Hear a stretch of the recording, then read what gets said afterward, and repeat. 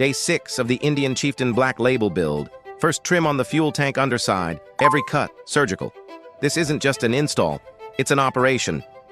Next, the rear fender sidewalls, perfecting the flow from matte black to metallic cherry red, ensuring that seamless transition you expect from a Black Label commission. Final trim and seal on the saddle covers and bag spacers. These small details are the difference between a good wrap and a truly bespoke finish. Our client dropped by with a great question today. Do you use a cutout kit or bulk install? The answer for a Black Label build is always bulk. Most computer cut kits are for cars, and the few for bikes are typically clear PPF on Harleys.